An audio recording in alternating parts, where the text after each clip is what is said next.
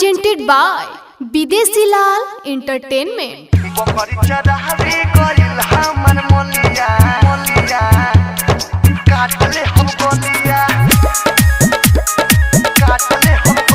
अंकुश recording studio जादू। Music director DJ Prabhunand.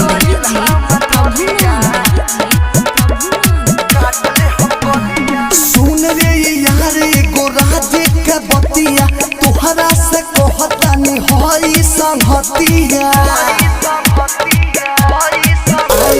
सुन रे यार एगो राजे के बतिया तोहरा से कहतानी हई संगतिया।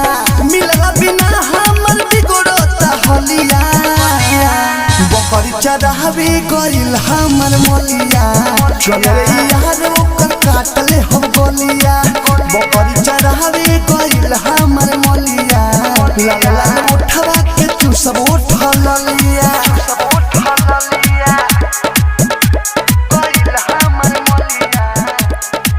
presented by Videshi Lal entertainment. Music director DJ Prabhunand.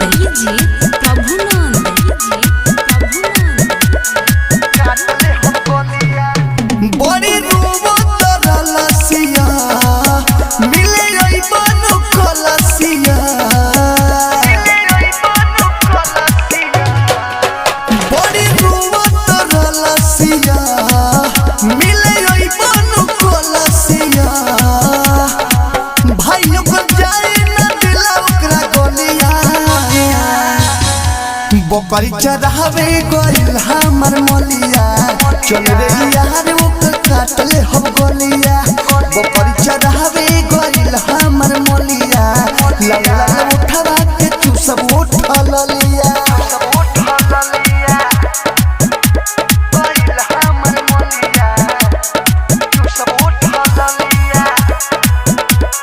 Ankush recording studio जादू।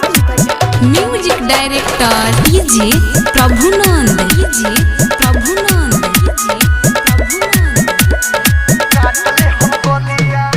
कहियो कहियो वो बहरेले मिले खाती वो हरेले। कहियो कहियो वो बहरेले मिले खाती वो हरेले। या तो विदेशी मोरेले पगलिया। बकरी चढ़ावे गइल हमर मलिया।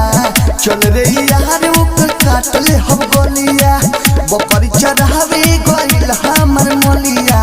लाला उठवा के तू सब उठल लिया। अंकुश रिकॉर्डिंग स्टूडियो जादूपुर बाजार। presented by Videshi Lal entertainment.